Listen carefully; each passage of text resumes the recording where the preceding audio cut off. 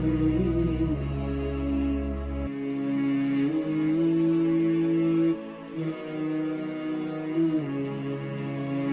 آج کی نشست کا عنوان ہے سرکار دو جہاں تاجدار کائنات صلی اللہ علیہ وسلم کی بعثت کا مقصد کیا تھا۔ میرے ساتھ اس موضوع پر گفتگو کرنے کے لیے موجود ہے نہایت ہی خوبصورت شخصیت جناب بن حضرت علامہ مولانا غلام مرتضیٰ نوری صاحب، جو کہ نہایت ہی ایک اچھے انسان ہیں اور بہترین جو ہے وہ اپنے موضوع پر گرفت رکھتے ہیں۔ سب سے پہلے قبلہ میں آپ کو خوش آمدید کہتا ہوں کہ آپ تشریف لائے۔ آج کا چونکہ ٹاپک ہمارا سرکار دو جہاں صلی اللہ علیہ وسلم کی بعثت کے حوالے سے ہے، تو اگر یہیں سے شروع کر لیں کہ سرکار دو جہاں صلی اللہ علیہ وسلم کی بعثت کے مقاصد بسم کیا اللہ الرحمن الرحیم۔ کتاب لا ریب میں اللہ رب العزت نے بہت ساری آیات میں اپنے پیارے محبوب صلی اللہ علیہ وسلم کی بعثت کے مقاصد کو ذکر فرمایا، جن میں سے دو آیات بینات آپ کے سامنے پیش کرنی ہے۔ اس میں اللہ رب العزت نے ارشاد فرمایا هو الذی بعث فی الامیین رسولا منہم یتلو علیہم آیاتہ ویزکیہم ویعلمہم الکتاب والحکمہ وان کانوا من قبل لفی ضلال مبین۔ اس آیہ مبارکہ میں خالق کائنات نے فرمایا کہ وہی ہے کہ جس نے ان پڑھوں میں اپنا پیارا محبوب بھیجا، رسول بھیجا، یتلو علیہم آیاتہ، جو ان پر اللہ کی آیات کو تلاوت کرتا ہے، وَيُزَكِّيهِمْ، اور ان کا تزکیہ نفس کرتا ہے، وَيُعَلِّمُهُمُ الْكِتَابَ وَالْحِكْمَةَ، اور انہیں کتاب و حکمت کی تعلیم دیتا ہے۔ اور فرمایا اس سے پہلے وہ کھلی گمراہی میں تھے۔ اسی طرح دوسری آیہ مبارکہ میں ارشاد فرمایا هُوَ الَّذِي أَرْسَلَ رَسُولَهُ بِالْهُدَى وَدِينِ الْحَقِّ لِيُظْهِرَهُ عَلَى الدِّينِ كُلِّهِ۔ تو اس میں ارشاد فرمایا کہ وہ ذات جس نے اپنے حبیب اکرم صلی اللہ علیہ وسلم کو ہدایت کے ساتھ اور دین حق کے ساتھ بھیجا تاکہ غلبہ دین ہو جائے، تو ان دو آیات بینات میں سرکار کی بعثت کے تین مقاصد بیان فرمائے گئے۔ ایک یہ کہ وَيُعَلِّمُهُمُ الْكِتَابَ وَالْحِكْمَةَ، اور یتلو علیہم آیاتہ، اس سے علم کو اس کی بلندیوں تک پہنچانا، اور دوسرا وَيُزَكِّيهِمْ، یعنی اخلاق کو اور کردار کو اس کی بلندیوں تک پہنچانا، اور دوسری آیہ مبارکہ میں لِيُظْهِرَهُ عَلَى الدِّينِ كُلِّهِ، اس کو یعنی غلبہ دین، غلبہ اسلام، اس کو نبی کریم صلی اللہ علیہ وسلم کی بعثت کا مقصد بیان فرمایا۔ بہت خوب۔ اچھا، جیسا کہ آپ نے فرمایا کہ علم کو اس کے کمال تک پہنچانا، اگر اسی بات پہ یہ ذہن میں سوال آتا ہے نا کہ اسلام کے اندر علم کی کیا ہے؟ ماشاءاللہ خوبصورت سوال ہے۔ اس میں ہم دیکھتے ہیں کہ نبی کریم صلی اللہ علیہ وسلم آپ کے زمانہ سے قبل زمانہ کی جو تقسیم ہے وہ کیا ہے کہ پہلا زمانہ جاہلیت کا ہے، تو جاہلیت کے مقابلے میں علم ہے، یعنی سرکار نے کیا کیا، اس معاشرے کو علم سے نوازا۔ اور علم کی اہمیت اگر ہم کتاب لا ریب میں دیکھتے ہیں اور احادیث طیبات میں دیکھتے ہیں، تو پہلی وحی کا جو نزول ہو رہا ہے وہ اقرا کے ساتھ ہے، یعنی جس میں قرات کا حکم دیا جا رہا ہے۔ اللہ تعالیٰ نے اپنے نام کو بعد میں رکھا ہے اور قرات کو مقدم کیا ہے، جس کا معنی یہ ہے کہ اسلام میں اس قدر پڑھنے پڑھانے کی اہمیت پہ زور دیا گیا۔ اور پھر نبی کریم صلی اللہ علیہ وسلم سے اللہ رب العزت ارشاد فرماتا ہے کہ محبوب مجھ سے مانگو، سوال کرو۔ باری تعالیٰ کیا مانگو؟ تو یہ تعلیم دے گی، ربی زدنی علما، اے اللہ میرے علم میں اضافہ فرما۔ اب سرکار کے علم کا کیا عالم ہے کہ الرحمن علم القرآن، کہ رحمان نے اپنے حبیب اکرم صلی اللہ علیہ وسلم کو قرآن سکھایا۔ تو سیکھنے والا بھی بے مثال ہے، سکھانے والا بھی بے مثال ہے۔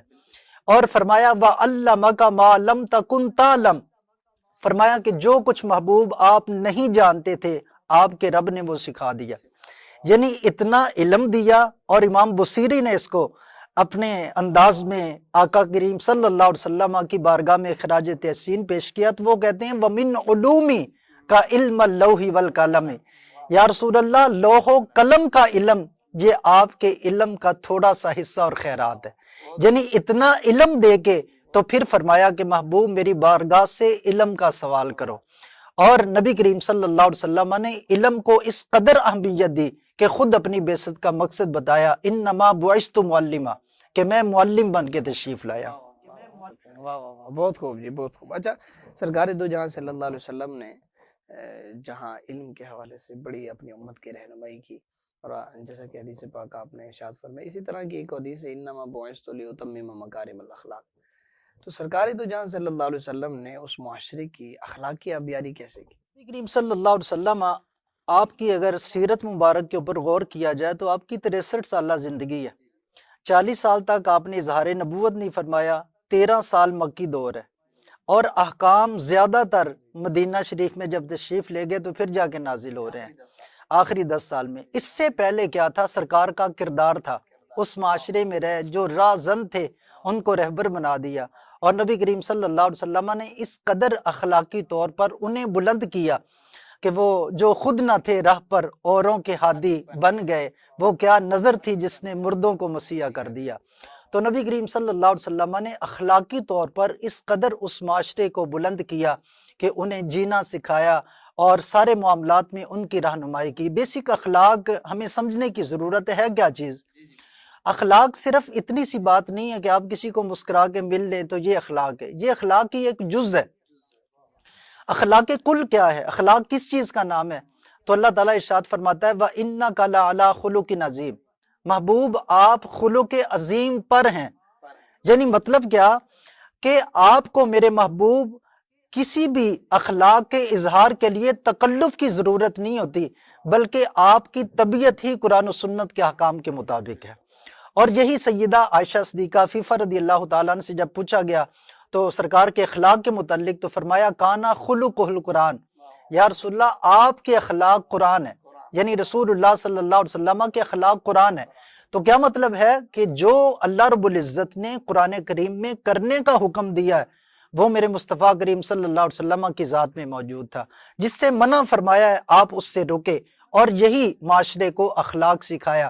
فرمایا بُعِثْتُ لِأُتَمِّمَ مَكَارِمَ الْأَخْلَاقِ، کہ میں تمہیں اس واسطے میری بعثت کا مقصد یہ ہے کہ میں اخلاق کو اس کی بلندیوں تک پہنچاؤں۔ تو یہ نبی کریم صلی اللہ علیہ وسلم نے اس طرح سے اس معاشرے کو اخلاق کے ساتھ اتنا بلند کر دیا کہ وہی لوگ دوسروں کے ہادی اور رہنما بن گئے۔ واہ واہ، بہت خوب جی۔ اچھا قبلہ، جیسے دور حاضر کے اندر آپ دیکھتے ہیں کہ جدت کا دور ہے، جدیدیت ہے، اور میرے خیال سے اسلام کے جو نام لیوا ہیں وہ اس وقت چونکہ پستی کے شکار ہیں، دور حاضر میں غلبہ دین کے حوالے سے کس طرح کی صحیح کی جائے؟ اس حوالے سے گزارش یہ ہے کہ اللہ رب العزت نے یہ الہامی دین ہے جو ہمیں عطا فرمایا ہے، اور اس کی تکمیل کا خود اعلان فرمایا ہے کہ میں نے آج کے دن تمہارے لیے دین کو مکمل کر دیا۔ تو جس کا مطلب یہ بنتا ہے کہ پہلے جتنے ادیان تھے وہ نامکمل تھے، یہ مکمل دین ہے۔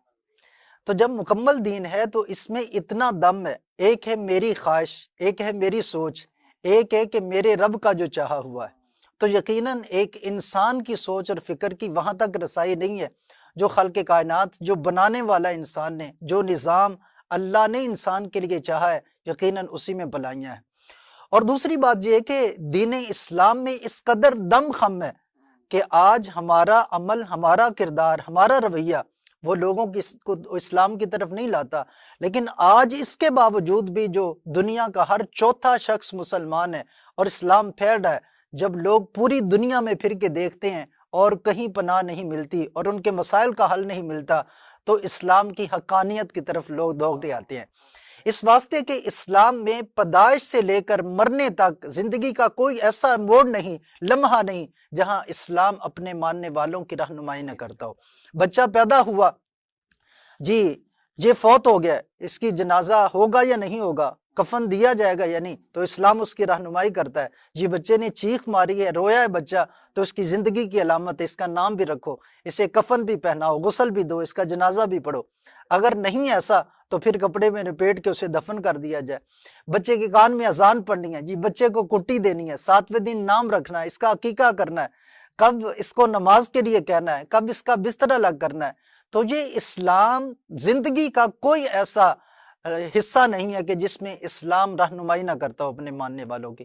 اس واسطے آج ہمیں غلبہ دین کے لیے ضرورت اس امر کی ہے کہ ہم اپنے دلوں میں اسلام کو جگہ دیں، اپنے گھروں میں اسلام کو جگہ دیں، اپنی ذات کے اوپر اسلام کو اپلائی کریں۔ جب اپنی ذات سے اسلام واضح ہوگا تو یہی حقیقت ہے کہ جو تصوف ہے وہ پورا کا پورا آداب کا نام ہے۔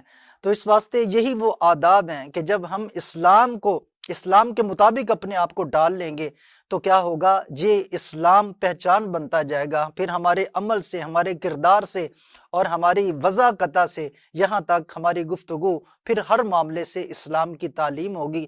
اور یقیناً گفتگو سے زیادہ جو مؤثر چیز ہے وہ میرا اور آپ کا عمل ہے، جو کسی کو اسلام کی طرف راغب کر سکتا ہے۔ بالکل ایسے بہت خوب جی، بہت خوب، نہایت ہی خوبصورت انداز سے قبلہ صاحب نے بتایا کہ سرکار دو جہاں صلی اللہ علیہ وسلم کی بعثت کے مقاصد کیا تھے۔ تو ناظرین، آج کے اس سیگمنٹ کو اسی سوال کے ساتھ ختم کرتے ہیں، ملتے ہیں اگلے سیگمنٹ میں، تب تک کے لیے خدا حافظ۔